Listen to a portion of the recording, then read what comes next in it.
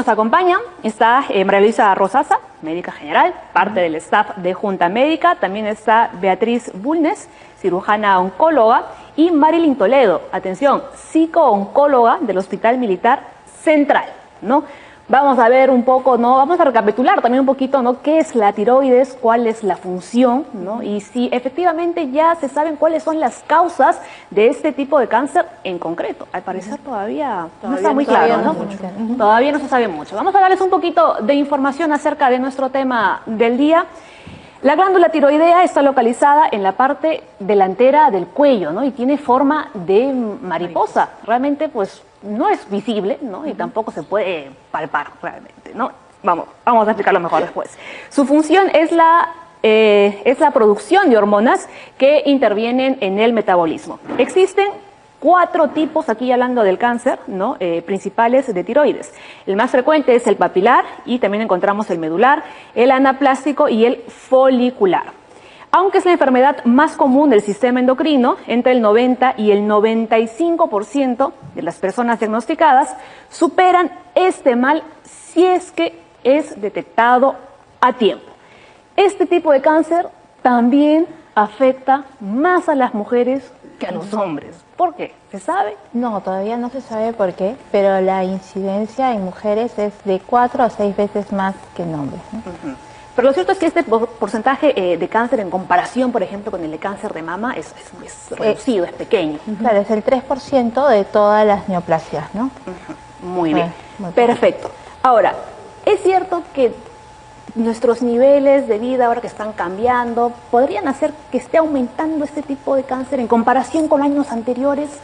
Bueno, en la última data, en la última estadística que se ha visto, que del 2010 al 2012, que es lo último que han sacado, se ha visto un ligero aumento, pero no solamente en Perú, ¿no?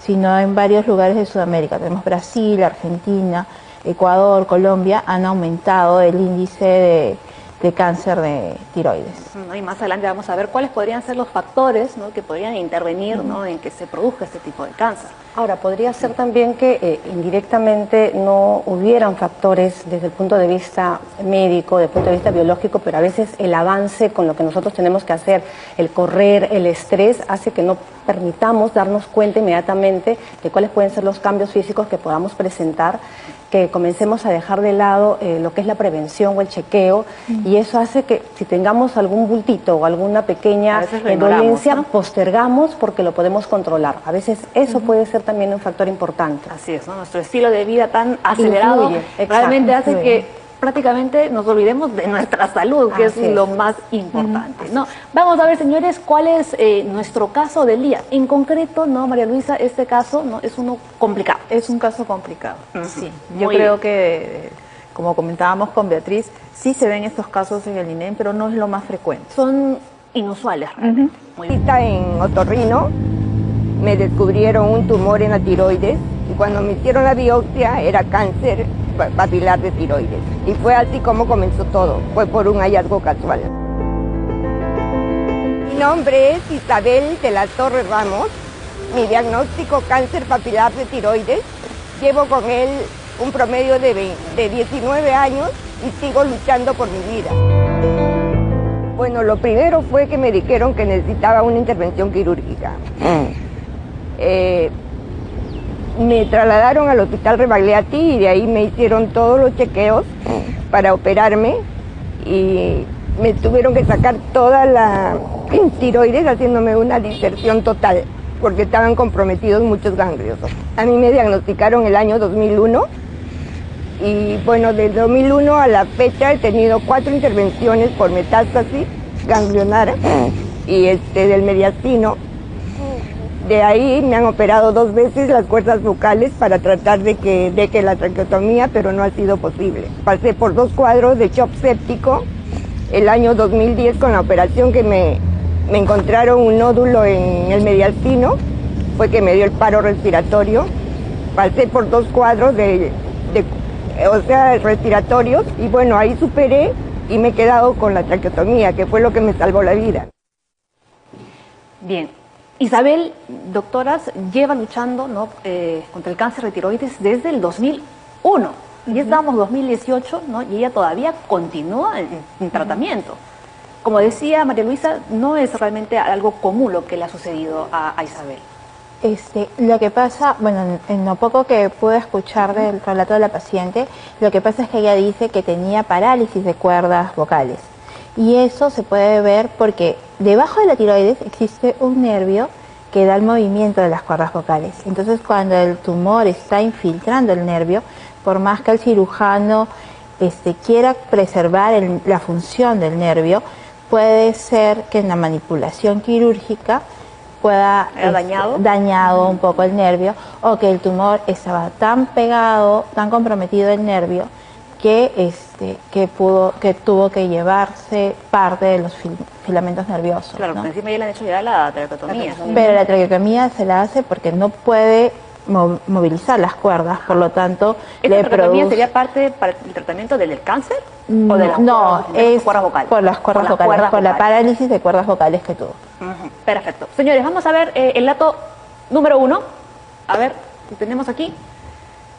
Vamos a ver el dato 1. Aún no se han descubierto las causas del cáncer de tiroides, pero se conocen algunos factores que podrían favorecer su aparición, como la carencia de yodo. ¿Por qué es importante que nuestro cuerpo tenga yodo?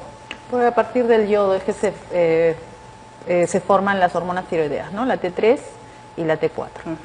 ¿Y de qué forma nuestro cuerpo asimila el yodo? Lo encontramos en algunos alimentos, en la sal. Por eso básicamente en la sal. Sí.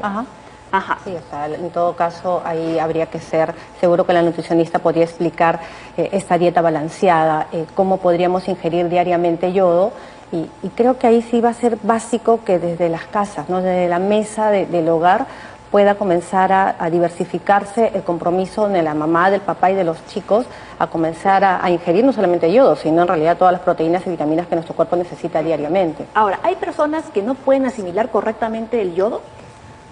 Es más, o sea, el yodo está relacionado con el bocio. O sea, las pacientes que tienen bocio, una tumoración grande en el cuello, que es una enfermedad benigna de la glándula tiroides, hay algunos estudios que demuestran que el bocio podría estar relacionado a cáncer de tiroides, ¿no?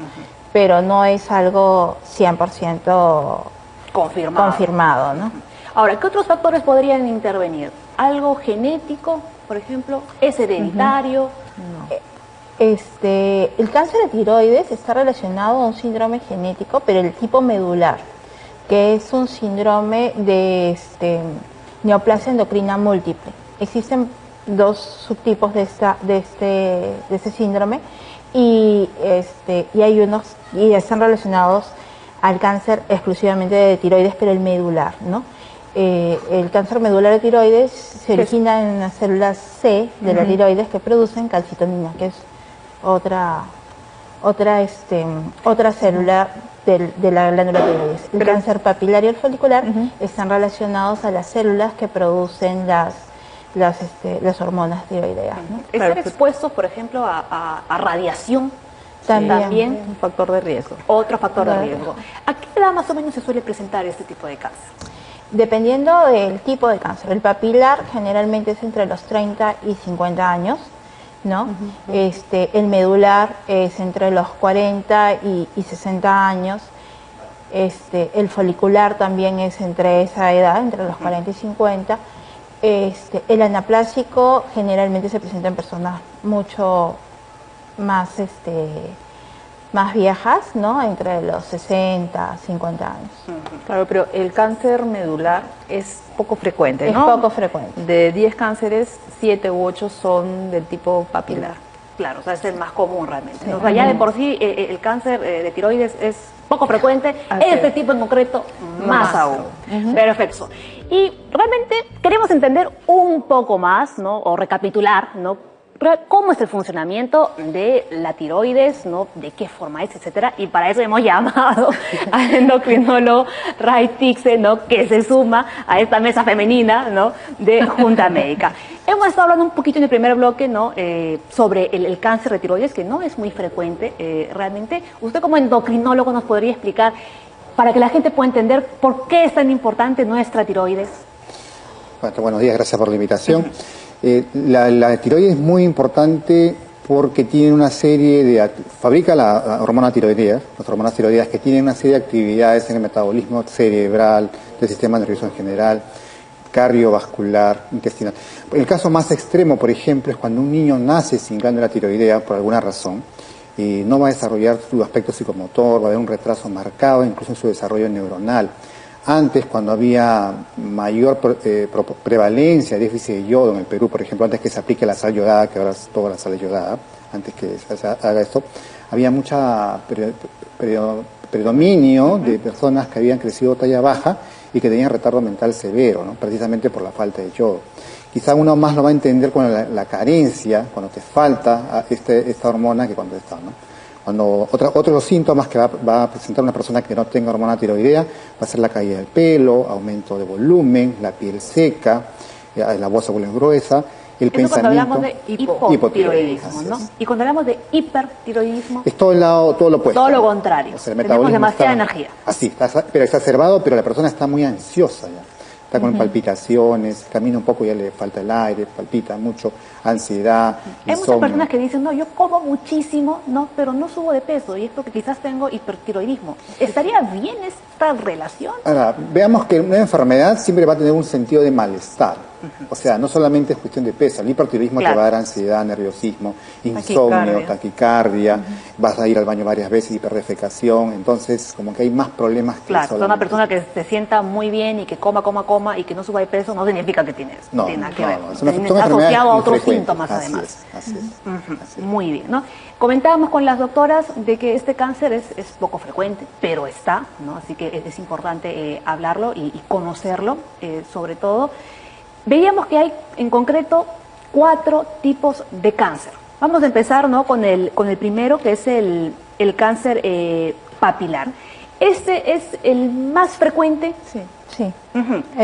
Representa el 80% de todos los cánceres, de todos los subtipos de cáncer de tiroides, ¿no?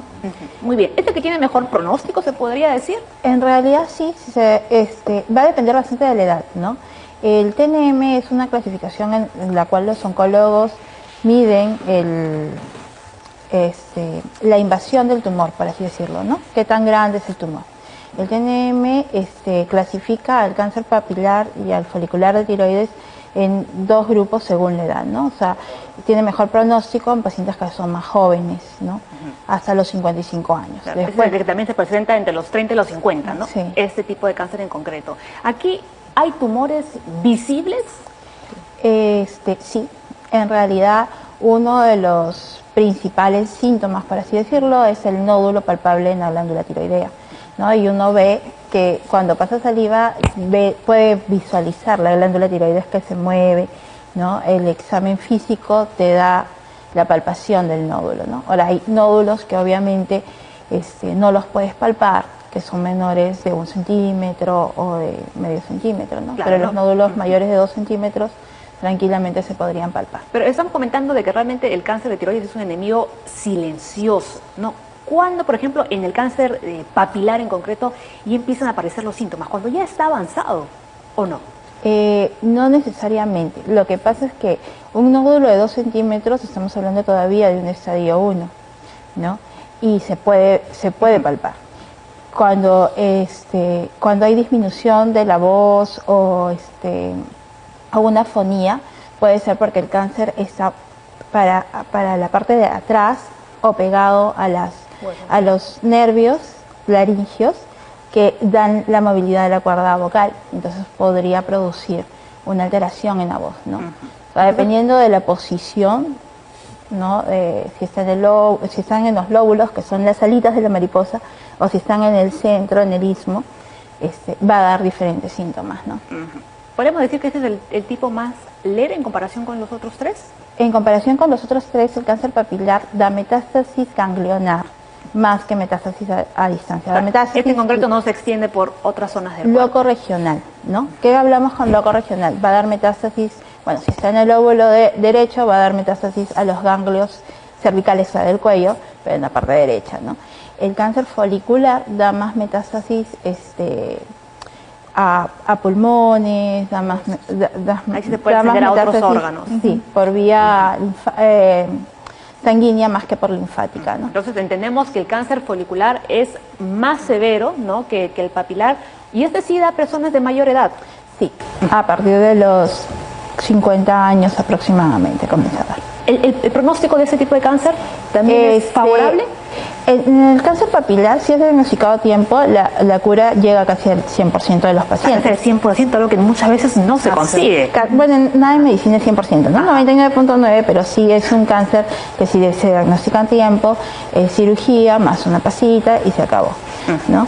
El cáncer folicular, en cambio, como es más extenso, debería recibir otro tipo de tratamiento asociado a yodoablación, por ejemplo, ¿no? Muy bien. Vamos a regresar un momento al anterior porque no hemos acabado de explicar todos los tipos de cáncer, nos hemos quedado en el segundo. A ver, vamos con el cáncer medular. Bueno, el cáncer medular, como ya les dije, está relacionado a un síndrome metabólico, neoplasia endocrina múltiple, ¿no? Generalmente puede ser, se puede prevenir haciendo un chequeo genético a los pacientes que ya tienen este gen en su familia. Este es más complicado todavía. Sí. O sea, es más raro aún. Es más raro aún, sí, es el 1% de todos los... El 1%. De todos los cánceres de tiroides. De tiroides, ¿no? Y ya por último, el anaplástico. El anaplásico. Anaplásico, perdón. Ajá. El anaplásico es mucho más raro, pero es el más agresivo de los 4, ¿no? El más agresivo, pero también digamos que es el que es menos frecuente todavía. Es menos frecuente que el medular, pero se da en pacientes de más edad, ¿no? O sea, mayores de 60 años. Aquí tenemos los tratamientos para el cáncer de tiroides, ¿son iguales para todos los tipos? Entiendo que depende del estadio, ¿no? Por un lado. Va a depender del estadio. Del estadio, pero más no del tipo de cáncer en sí. Por ejemplo, si es medular, ¿el tratamiento es igual que el papilar o son diferentes los tratamientos? Los tratamientos casi son iguales, pero por ejemplo el anaplásico, como es un cáncer muy agresivo, va a protocolos de investigación o va a quimioterapia, va a terapias de células blancas, no sé, es otro tipo de terapias que... Muy bien. Desde el punto de vista psicológico, no siempre es un choque recibir esta noticia, ¿no? Que tengamos este mal. Totalmente de acuerdo. Lo que pasa es que lo que comentamos hace un momento, la tiroides generalmente, de manera común, está visible, por ejemplo, es o hipotiroidismo o hipotiroidismo. Entonces tengo un problema en la tiroides, debo de tener esto. Si engordé y subí de peso, entonces es mi tiroides. Si bajé, puede ser mi tiroides. Si de repente estoy ansioso o de repente estoy depresivo, es mi tiroides. Claro, entonces, pero cuando aparece tan solo la palabra cáncer, la cosa cambia. Puede ser de tiroides o de cualquier otro órgano del cuerpo, ya se asocia con el común denominador de todo lo que de repente hemos aprendido. Muerte, fatalidad, dolor, miedo, pérdida, y nos olvidamos quizás en ese primer instante de mirarnos y de darnos cuenta de que quizás no hay síntomas, quizás lo que hay es la palpación del nódulo, que tenemos opciones, y yo siempre trabajo desde el punto de vista del principio de realidad. ¿Qué es lo que tengo? Lo primero y más importante, un cáncer papilar, o sea, de tiroides, que de repente un anaplásico, porque eso luego me conduce a lo que es el principio de oportunidad. ¿Qué es lo que me van a hacer? Es, ¿dónde estoy? ¿A dónde voy? Las opciones son diferentes, entonces puedo ir, los médicos indicarán, a cirugía, puedo ir de repente a otro tipo de tratamiento, luego de repente termina y hago el tratamiento de seguimiento, la conservación, pero estas dos realidades, o sea, la realidad y la oportunidad, me permiten a mí identificar cuáles son mis expectativas. O sea, eso es lo más importante, y además hay un foco que es vital, el acompañamiento familiar. El diagnóstico no solamente involucra al paciente. Sino al el cáncer, sí, solo la palabra involucra a la familia y involucra al entorno social. Y la idea es que el paciente sepa que es la primera persona el dueño de su cuerpo. Yo siempre menciono, es tu cuerpo. Tú tienes que sentir qué es lo que sientes. Cada uno de nosotros tiene que aprender a reconocer su cuerpo, qué es lo que siente, qué es lo que piensa, qué es lo que desea. Y a partir de allí ayudar al equipo de salud para poder identificar y visibilizar qué es lo que tiene que hacer. vamos por ese lado desde el punto de vista psicológico, ¿no? Así es, ¿no? Porque al principio puede que la persona pueda caer en una depresión, ¿no? No, o Y decir, eso a veces... no quiero quimioterapia, Exacto, porque piensan que todos van a quimioterapia y hay un precedente. O le lleve a una negación al principio, ¿no? Y eso lleva también que no quiera tomar las medicinas o que no quiera seguir el tratamiento. Por eso es importante también... No es tiroides, sino que de repente es hipotiroidismo, ¿no? No es cáncer, es de repente otro La problema. negación. La negación. Bien, perfecto. Vamos con otro dato. Al principio la enfermedad no presenta síntomas, pero a medida que el tumor aumenta de tamaño es muy probable que se manifiesten.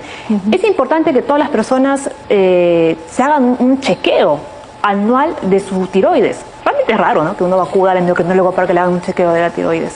Claro, si sabemos que no tenemos ningún problema con ella. Bueno, sí, es raro, es infrecuente y específicamente el tema de cáncer de tiroides también es infrecuente, ¿no? Ahora, ¿qué personas sí deberían tener un seguimiento? O sea, ¿en qué personas son los que tienen factores de riesgo para cáncer de tiroides? Son, por ejemplo, los que tienen antecedente familiar de un cáncer medular de tiroides en la familia, o en la familia, no un integrante de la familia. Lo otro es que hayan tenido antecedente de radiación en la niñez, por algún tipo de cáncer a nivel cervical. Si han tenido una neoplasia o de otro tipo a nivel cervical, han recibido radiación también. O que procedan de una zona pues que haya sido expuesta a radiación. Que tengan un nódulo, que se palpen en la tiroides, un pequeño nódulo, también es motivo.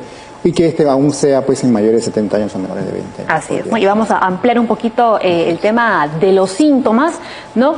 Los doctores ya decían, ¿no? Un bulto perceptible en el cuello. La inflamación de los ganglios linfáticos del cuello también podría ser otro, ¿no? De las señales de alerta. Sí. Dificultad para tragar y respirar. Eso es cuando el tumor está yendo hacia atrás y está obstruyendo la tráquea, el esófago, ¿no? Y también se podría producir una especie de ronquera. ¿Es en qué clase de cáncer de tiroides podría producir esa ronquera o cambios en la voz? Cuando infiltra los nervios laringeos, que son los nervios que dan la movilidad de las cuerdas vocales. Perfecto. Pero no nos alarmemos, ¿no? Pero es importante informar cuáles son los síntomas que pueden aparecer, ¿no? Ahora, estos síntomas, como decíamos, aparecen cuando ya es un poco avanzado el cáncer. Sí. No al inicio, pero como decimos, es una enfermedad silenciosa. Otra de las tantas enfermedades silenciosas que hay, ¿no? Cada año aproximadamente, porque siempre salía positivo. Pero en la quinta vez pasé un cuadro terrible y descubrieron que me hacía daño el yodo radioactivo. Y eso es lo que me llevaba a los cuadros críticos de mi enfermedad, ¿no? A la fecha solamente llevo tratamiento con hormonas y algunos otros medicamentos que son para recuperarme un poco, ¿no? Me puse a escribir un libro sobre todas mis experiencias vividas para que sirva de ejemplo y de apoyo para otras personas que tenían el mismo problema que yo. Todo eso transcurrió sirviendo de apoyo, sirviéndome a mí como un desahogo, porque muchas veces el enfermo nos guardamos las cosas interiormente y no las exponemos a nuestra familia para que no sufran. Tú sabes que la palabra cáncer, antiguamente, porque ya no, decía tienes cáncer, es muerte. Porque una persona enferma necesitamos, por ejemplo en mi caso, que uso traqueotomía, es necesario que nos los cambien oportunamente, que veamos, que tengamos paz, porque no es fácil llevar esto. Cualquiera me ve y dice, uy, la señora está feliz. No, para dormir y para todo es problemático. Y decirle simplemente que el cáncer no limite la vida de la persona, que seamos valientes, que lo enfrentemos, que seamos capaces de tener esa fortaleza dentro de nosotros para salir adelante. Qué buenos mensajes nos ha dejado la señora Isabel, ¿no? El cáncer no limita tu vida, dice ella. Es un diagnóstico más que llega a tu vida. La pregunta es qué cosa haces con él. Me encanta en el caso de la señora el testimonio, no solamente por lo que menciona al final, sino incluso por cómo se ha comprometido para hacer la terapia. Le decía a Beatriz, qué bien habla. Me decía, ¿cuánto tiempo de terapia? Sí, pero es que es allí donde se conoce verdaderamente el resignificar lo que me está pasando. No le doy significado, sino resignifico de repente mi diagnóstico, reestructuro incluso mi vida, reestructuro mi familia. El diagnóstico oncológico puede cambiar un antes y un después. Es un nuevo estilo de vida, pero de vida. no es de pronto la asociación con la muerte. Yo siempre comento y digo, no sé si cada uno de nosotros sabe el día de su nacimiento, la fecha, qué día de la semana cayó y la hora. Antes de ese minuto no habíamos nacido, después ya estábamos vivos. Igual es el día de la muerte. Es un día específico, un mes, un año y es una hora específica con un minuto. Antes de ese minuto estamos vivos. Por lo tanto, todo lo que hay aquí es eso lo que menciona ella. Es vida. Pensar en ese minuto es jugar un poco de pronto quiénes somos. Así es, ¿no? Marilisa, tú como psicoterapeuta es muy también. interesante lo que dice la señora Isabel, ¿no? Y cómo resignifica todo esto.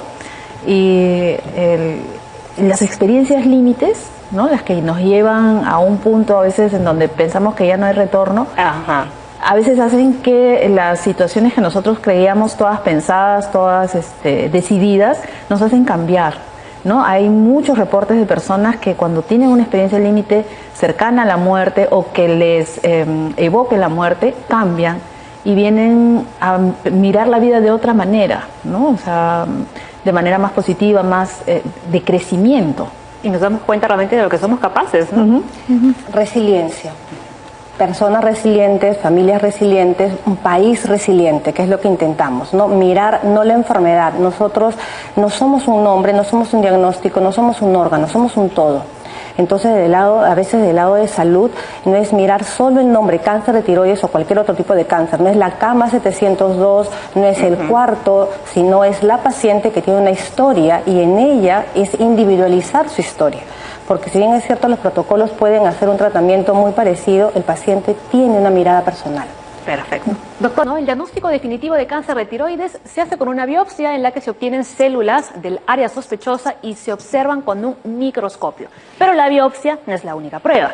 Hay otras adicionales que ustedes pueden indicar. Por ejemplo, Bueno, la biopsia es la prueba que te da el diagnóstico histológico, ¿no? En realidad es el diagnóstico citológico lo que necesitamos para comenzar el tratamiento, ¿no? Para saber si es de un tipo o del otro.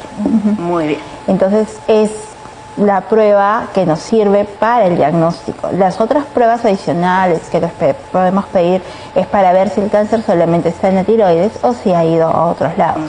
¿No? En este caso, ¿qué otras pruebas adicionales podrían En realizar? realidad hay que ver si está una tomografía sin contraste nos va a dar, una tomografía de cabeza y cuello sin contraste nos va a dar la magnitud de qué tan grande es esta lesión, ¿no? Bueno, tomografías pulmonares sería lo ideal. Una ecografía también podría ser. La tomografía te da imágenes mucho más chiquitas que las radiografías o que las ecografías, ¿no? O sea, en realidad lo mejor es el PET, pero las tomografías estarían bien, ¿no? Claro. O sea, las guías dicen que deberían ser tomografías. Pueden ser rayos X de tórax, ecografía abdominopélvica, pero las guías te mencionan la tomografía. Obviamente nuestro país no es un país que tenga tanta cantidad de dinero como para hacer estudios caros, ¿no? Así es. Ahora, en el caso de la biopsia, ¿qué recomendaciones le dan al paciente antes de que se someta, ¿no? a este examen en concreto? La biopsia es bien simple, ¿ya? Es introducir una aguja pequeñita, bien delgadita, bien finita, por eso se llama biopsia con aguja fina, ¿no? Y se aspira el nódulo, ¿no? Se mete la aguja en la glándula tiroides donde está el nódulo. A veces los nódulos son tan pequeños que se hace con guía ecográfica. Tiene que estar sedado el paciente, ¿o no? El paciente está despierto, solamente al introducir la aguja va a sentir como cuando te sacan sangre, que es un inconcito, y nada más. Bueno, duele el incón, no es que no duela nada, duele el incón, pero el paciente está sentado, colabora en todo momento, no hay necesidad de sedarlo, ¿no? Muy bien, entonces una vez que ya los doctores saben qué tipo, ¿no? de cáncer es el que van a tratar, hay diversos tratamientos. Vamos a ver cuáles son todos los tratamientos, ¿no? que podemos encontrar hoy en día. A ver, terapia de yodo radioactivo, ¿en qué consiste esa terapia? Bueno, esa terapia se le da al paciente cuando previo a esto se ha hecho una resección de la glándula, pongamos que sea un carcinoma papilar de tiroides, entonces se ha quitado la glándula tiroides, se ha quitado los ganglios y se hace un rastreo para ver si hay nódulos en otras partes, ¿no? Si no hay, entonces la terapia de yodo radioactivo o yodo ablación no se hace. Si es que el rastreo sale positivo, se da una dosis de yodo ablación o yodo radioactivo. Claro, en el caso de la señora Isabel sí le hicieron esa terapia, ¿no? Muy bien. ¿Quimioterapia? La quimioterapia en realidad no es el gold estándar, ¿no? O sea, no es lo de elección, ¿no? O sea, la quimioterapia se da en casos muy avanzados. Generalmente los que se tratan con quimioterapia son los otros dos tipos que son menos frecuentes, el medular y el anaplásico.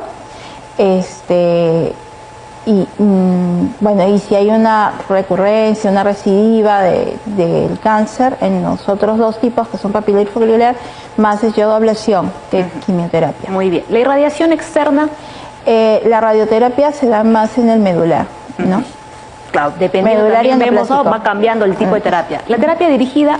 La terapia dirigida a células blancas, generalmente lo que se ha estudiado es la inhibición de una quinasa. La quinasa es una enzima que hace que la célula cambie y se produzcan más células de cáncer. Entonces va dirigida específicamente al tipo de la célula de cáncer. Muy bien. Y ya por último, tratamiento de hormona tiroidea. Generalmente cuando nosotros quitamos la tiroides tenemos que dar el suplemento que es la hormona tiroidea. Sería importante recalcar que una persona puede vivir normal sin esa glándula, ¿no? Puede tener una vida normal y saludable. Así es, perfecto. Vamos a ver todas las preguntas, ¿no?, que nos han estado llegando en las redes. ¿Hipotiroidismo o tiroides de Hashimoto no hacen cáncer? No, el cáncer, o sea, la tiroiditis Hashimoto es la causa más frecuente, más importante de hipotiroidismo en las zonas yodo suficientes. Por ejemplo, la costa, bueno, actualmente en el Perú, porque todo el mundo está ayudada, ¿no? No tiene que ver esto, no está asociado a cáncer, no está asociado ni un efecto protector ni un factor de riesgo, ¿no? Es independiente. Así es, muy bien. Vamos con Diana Figariz. Mi mamá tiene 62 años. Hace 12 le diagnosticaron cáncer papilar de tiroides. Le quitaron la tiroides. Hace 7 aproximadamente no le mandan el yodo radioactivo, antes era más seguido. 3 consultas pone aquí, ¿no? 4 consultas. Vamos con la primera. ¿Es indispensable ese tratamiento para su cáncer o debe cambiarse de establecimiento de salud? La segunda consulta. Por ahora solo toma calcio, levotiroxina, calcitrol y metformina. Bueno, todos esos medicamentos que vimos ahí. ¿Para qué sirven? La tercera consulta. ¿Cómo prevenir la metástasis? Y la última, si es curable. Vamos por partes. Vamos por partes. A ver. Bueno, empezando, habría que ver cuál fue el primer diagnóstico, ¿no es cierto? O sea, el diagnóstico inicial, qué estadio clínico sería para ver si este cáncer está controlado o no. Se supone que si ya no le dan más yodo radioactivo es porque los rastreos han salido negativos. O sea, no depende del establecimiento, sino depende de la paciente, ¿no? Si ya no tiene rastreos positivos, entonces el yodo ablación o el yodo radioactivo ya no es parte del tratamiento.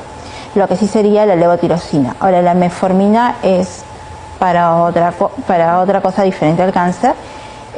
Podría ser que esté una diabetes asociada o una hiperinsulinemia asociada. Eso no se da para cáncer. El calcitriol y el calcio sirven. Lo que pasa es que a veces cuando uno hace una cirugía de tiroides, dependiendo de dónde esté el nódulo, puede estar comprometido o no las paratiroides. Y las paratiroides tienen que ver con el metabolismo del calcio en nuestro cuerpo. Si este calcio baja, vamos a estar todos contracturados, ¿no? Con un dolor como espasmo muscular.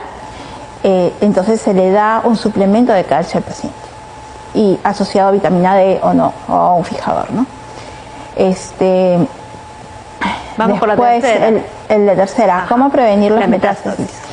En realidad, como vuelvo a decir, va a depender del estadio para ver si es que tiene o no tiene metástasis ya en el primer diagnóstico.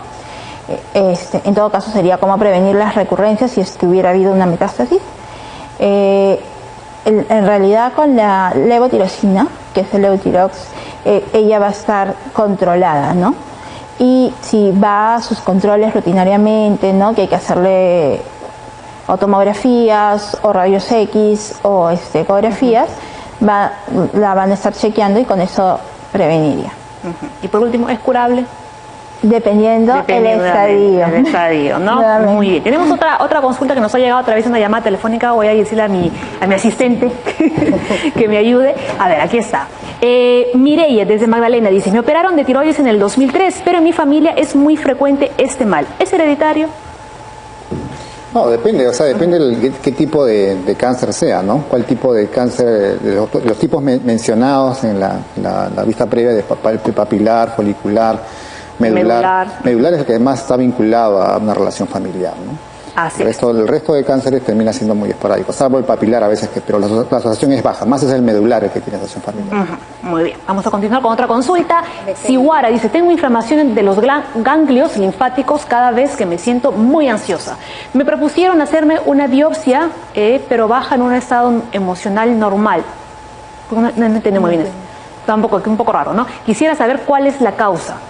Si están en un estado bajo, ¿no le pueden hacer la biopsia? Se inflaman los ganglios linfáticos cuando está muy ansiosa, pero desinflama cuando está estable, digamos, emocionalmente. Entonces, la pregunta de ella es si es que se tiene que hacer un examen, una biopsia, ¿no? Ahora, termina siendo que una persona cuando está más ansiosa tiende a veces a palpar todo, a darle mayor volumen o mayor importancia. De repente se toca el cuello y algo que es normal como una glándula salival le termina siendo un nódulo, va a hacer una consulta. Entonces hay que ver, lo que se recomendaría es una evaluación médica, ¿no? Para evaluar si efectivamente tiene algo aumentado. ¿Qué es parecido? Mira la pregunta que de abajo que decía, ¿no? Por ejemplo, de ese profesor de Kelly Faichin, cómo detectar que tiene 28 años, su amigo es docente, constantemente está ronco, lo que mencionamos hace un momento, ¿no? Y si es que esto podría ser un problema oncológico. En realidad el término médico es más disfonía, ¿no? O sea, dificultad para hablar, una voz media un poco como gallo o algo así. Y es persistente, ¿no? Digamos, en el caso de traducción ronquera para hacerlo más claro, habitual, para hacerlo más entendible. Más entendible, ¿no? Pero tiene que ser algo persistente y tal. También, por ejemplo, la ronquera podría estar, una voz ronca también está asociada a hipotiroidismo. Pues son síntomas que están vinculados. Perfecto, muy bien. Doctor, conclusiones, ¿no? Sobre el cáncer de tiroides. La prevención es importante. ¿De qué forma se puede prevenir ese tipo de cáncer? Acudiendo a los chequeos como se han recomendado anualmente. ¿Una vez al año? No hace daño. Así es, ¿no? Doctor Pixel. Sí, bueno, acudiendo a los chequeos y bueno, si tiene la presencia pues de un nódulo, ya seguir el estudio que esto va a implicar. Generalmente los nódulos van a ser benignos, pero de todas maneras hay que descartar si sea una malignidad, ¿no? Ahora, si bien es cierto el caso que se ha presentado de un desenlace bastante... Claro, era un caso complicado realmente, ¿no? Usualmente eso no es así, ¿no? Si realmente si un paciente acude a tiempo, el pronóstico es muy bueno y en realidad la recuperación también.